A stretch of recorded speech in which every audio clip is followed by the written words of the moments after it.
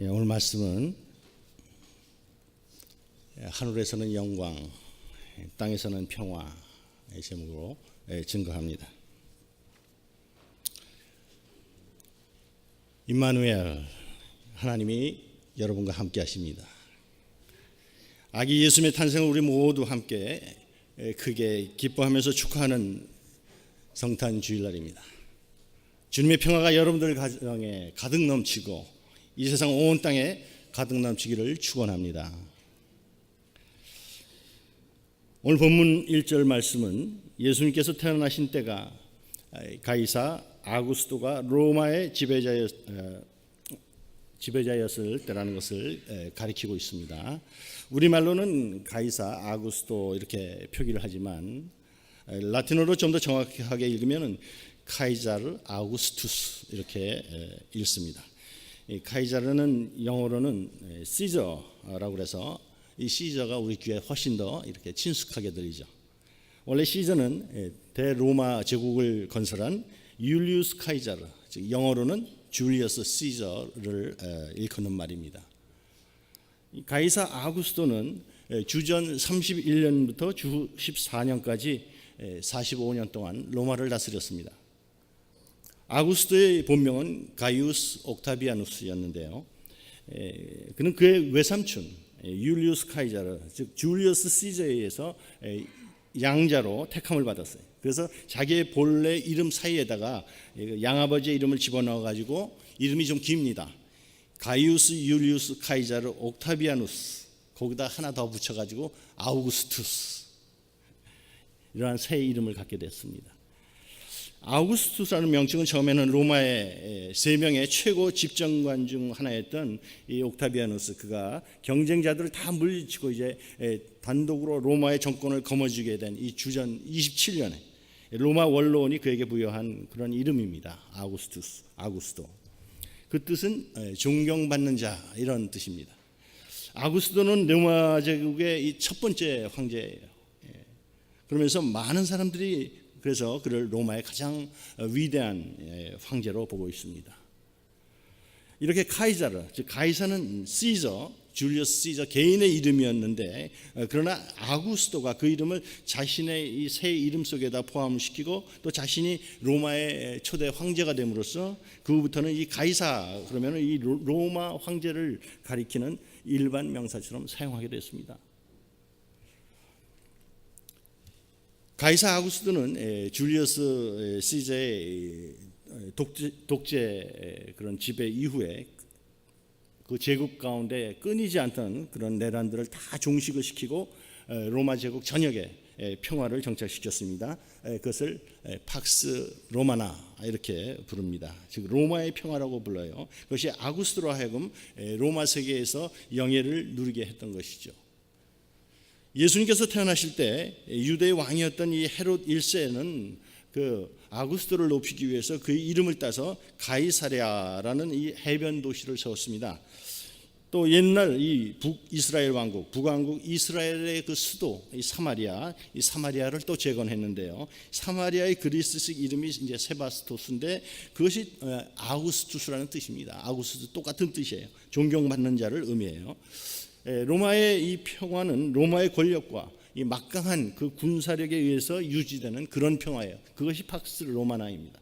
로마에 순종하는 한에 있어서 이 평화롭게 살 수가 있었고, 그렇지가 않으면 로마 군대에 무자비한 그런 정벌을 당할 수 있는 평화가, 그것이 바로 로마의 평화였습니다. 이런 로마의 통치와 이에 대한 굴종에 의해서 평화를 누리던 그런 세상에 로마 제국 내 저 동쪽 변방의 한 속주였던 이 수리아, 그 수리아에 속해 있던 유대 땅 작은 마을 베들레헴에서 한 아기가 탄생했습니다. 아무도 주목하지 않았던 그 아기의 탄생은 그 누구도 예상하지 못했던 그런 놀라운 사건의 시작을 알리는 거였어요. 그때로부터 300년 후에 정말 로마 황제를 신으로 추앙하면서 기독교를 무자비하게 받게 하던 그 로마 제국이 그 300년 후에는 정말 기독교 국가로 급변하는 그 역사의 시발점이 되어주었던 사건입니다. 로마 제국의 첫 황제 때 온 세상의 참 왕이신 우리 예수 그리스도께서 탄생하셨습니다.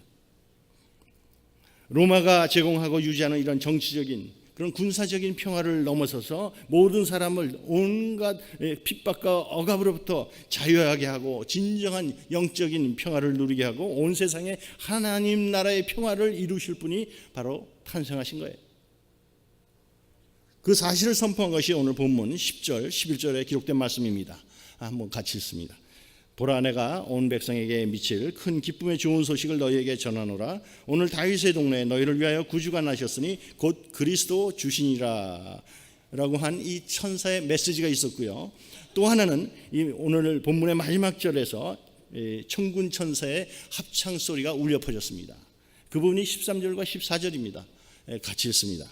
호련히 수많은 천군이 그 천사들과 함께 하나님을 찬송하여 이르되 지극히 높은 곳에서는 하나님께 영광이요 땅에서는 하나님이 기뻐하신 사람들 중에 평화로다 하니라. 태어난 이 아기 예수는 바로 그리스도 주시라는 것입니다. 다시 말하면 만민의 구원자시고 만왕의 왕이시고 만유의 주권자시라는 것입니다. 따라서 그분의 탄생은 온 백성에게 미칠 큰 기쁨의 좋은 소식이라는 것입니다.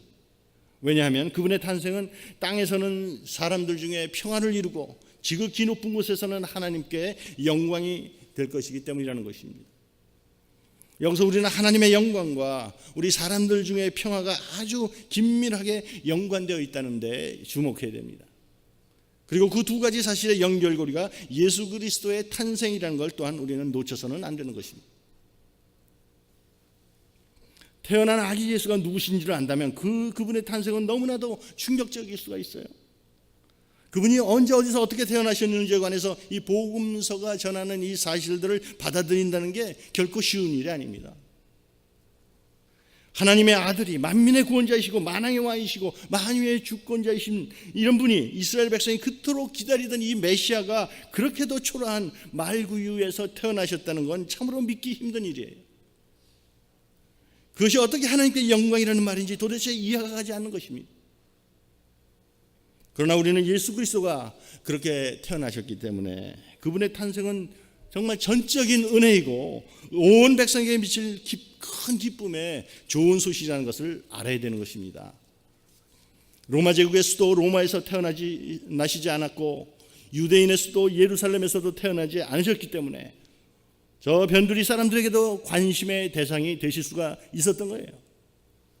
그분이 부잣집이나 고급 호텔에서 태어나지 않으셨기 때문에 누추하게 사는 사람들한테도 찾아오시는 그런 주님으로 받아들여지게 되는 것입니다. 매스미디어의 눈부신 스포트라이트를 받으면서 요란스러운 뉴스 보도를 통해서 그분의 탄생 소식이 전해지지 않았기 때문에 저 음지의 사람들, 소외된 사람들도 눈여겨 바라볼 수가 있는 것입니다. 우리가 살아가는 이 시대에 전 세계적인 스포트라이트를 받으면서 거행된 이 대관식이나 왕실의 혼례 행사 그러면 금방 우리는 다이아나 황태자비의 그 결혼식을 떠올릴 수가 있고 또 그녀의 아들 윌리엄 황태손의 결혼식을 떠올리게 됩니다. TV로 세계 전역에 화려하게 생방송으로 중계하는 것을 볼 수 있었죠.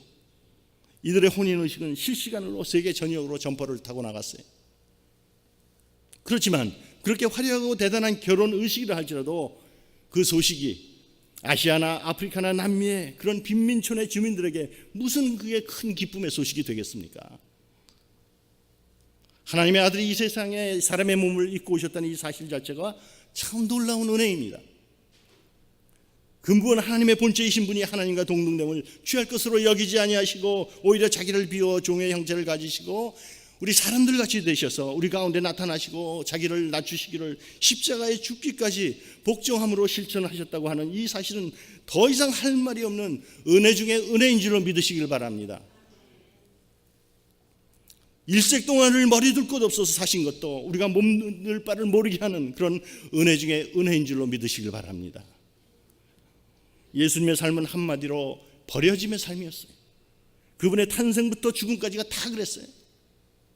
하나님과 동등한 권리도 버리셨고 절대 자유자의 그런 지위도 버리셨고요.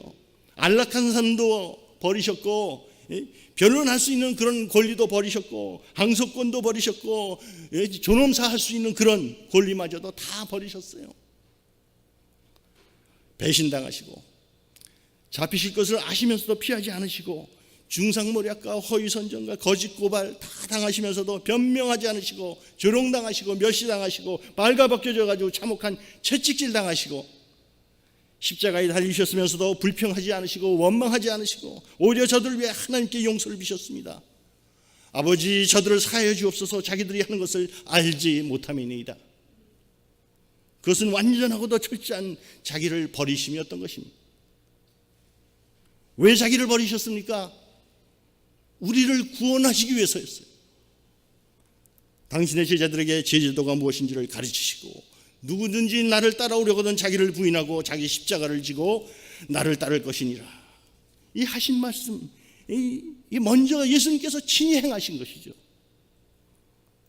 그런 자기를 버리심이 하나님과 인간 사이의 평화를 이루셨고 사람과 사람 사이의 평화를 이룬 것입니다. 그리고 하나님께서는 당신과 인간 사이의 평화와 이 사람과 사람 사이의 평화라는 이 인류의 구원을 당신의 사랑하시는 아들의 자기 버리심을 통해서 이루셨고요, 그걸 당신의 영광으로 삼으셨던 것이죠. 여기 우리 인간의 말과 생각과 상식으로는 정말 형언도 할 수 없는 하나님의 은혜가 가득한 것입니다. 이거는 그저 신비라고 말할 수 있을 뿐이죠. 그 신비함 속에 하나님의 영광이 드러나는 것입니다. 그 신비, 그 십자가의 도를 사도 바울은 세상의 지혜를 미련하게 하신 하나님의 능력이요 지혜다, 이렇게 이해를 했던 것이죠. 하나님의 아들이 자기를 버리심으로써 얻고자 하신 것이 땅에서는 사람들 중에 평화이고 지극히 높은 곳에서는 하나님께 영광이었던 것이죠. 하나님과의 이 평화는 하나님께 우리가 하나님의 자리를 드리고 사람은 하나님 앞에서 사람의 본래 자리로 돌아오는 것입니다. 하나님만을 경외하고 하나님의 명령에만 순종하는 것입니다. 하나님께서 정해주신 대로 그 선과 악을 그대로 따르는 것입니다. 하나님께 모든 삶의 우리의 염려를 다 맡기는 것입니다. 그래서 하나님과 인간 사이의 관계가 온전히 정상화되는 것입니다. 하나님과의 관계가 깨졌을 때 그 결과로서 이 사람들 사이의 관계도 깨졌어요. 하나님과 인간 사이의 관계가 정상화되면은 사람과 사람 사이의 관계도 회복될 수가 있는 것입니다.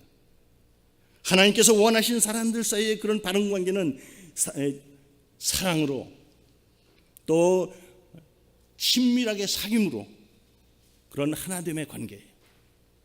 우리 한 사람 한 사람이 각각 하나님과의 이 바른 관계를 갖는다면 우리 모두들 사이에서도 서로 사랑하고 형제 자매로서의 친밀한 교제가 이루어지고 그리스도의 몸이라는 이 한몸된 공동체를 이룰 수 있을 줄로 믿습니다.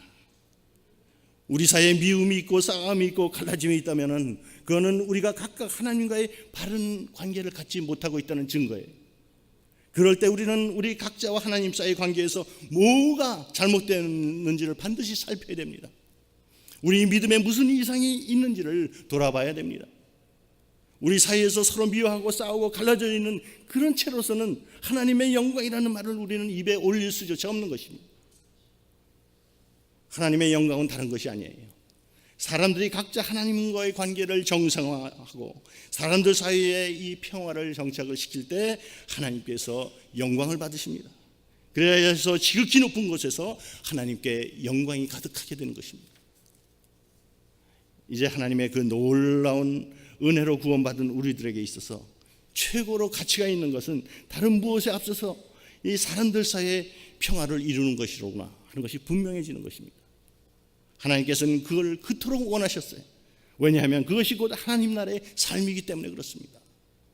그래서 자신의 아들의 버리심을 허락하셨어요. 예수 그리스도의 자기를 버리심은 곧 아버지 하나님의 자기를 버리심이나 똑같이 마찬가지예요. 그 아들의 자기를 버리심이 없이는 우리에게서 그 어떤 평화도 불가능한 것입니다. 자기를 버리심으로 우리의 구원을 이루신 주님께서는 이제 그 자기를 버리심을 오늘 우리 모두에게도 요구하고 계시는 줄로 여러분들 기억하시길 바랍니다. 아무도 자기를 버리려 하지 않는 그런 공동체는 하나님의 공동체라고 할 수가 없어요. 그저 하나님께 영광을 돌릴 수 없는 그냥 그런 집단일 뿐이에요. 진정으로 예수 그리스도의 은혜로 구원을 받은 사람들의 공동체라고 하면은 모두가 스스로를 버리려고 해야 됩니다. 자기를 버리는 사람은 그러나 모든 것을 얻을 것이라고 하셨어요. 예수님께서 제자들에게 누구든지 나를 따라오려거든 자기를 부인하고 자기 십자가를 지고 나를 따를 것이니라 이렇게 말씀하신 후에 곧바로 이어서 누구든지 제 목숨을 구원하고자 하면 잃을 것이요 누구든지 나를 위하여 제 목숨을 잃으면 찾으리라고 하신 이 뜻도 그와 똑같은 의미인 것입니다. 2014년 새롭게 성탄절을 맞이하는 우리 모두는 주님께서 자기를 버리심으로써 우리에게 가르치시고 명하신 말씀을 가슴 깊이 새기고 또 그것을 실천해 나가시기를 축원합니다. 그렇게 함으로써 예수님께서 탄생하실 때 정말 수많은 천군 천사들이 함께 하나님께 드렸던 이 찬송, 지극히 높은 곳에서는 하나님께 영광이요 땅에서는 하나님이 기뻐하신 사람들 중에 평화로다, 이렇게 노래했던 이 찬송에 큰 소리로 화답하는 여러분과 저의 삶이 되기를 주의 이름으로 축원합니다. 아멘. 기도하겠습니다. 하나님 아버지, 예수님의 성탄주일에 저희들이 주님이 이 땅에 오신 목적을 가만히 생각해 봅니다. 그것을 우리 모두를 위해 자기를 버리심이었습니다. 하나님의 아들이 자기를 버리심으로써 이 땅에서 사람들 중에 평화가 이루어지고 지극히 높은 하늘에서는 하나님께 영광이 됐습니다. 저희들로 하나님께서 원하시는 대로 이웃을 사랑하고 이웃을 좋은 친구로 사귀고 주 안에서 하나 되는 관계를 맺으면서 살아가게 하옵소서.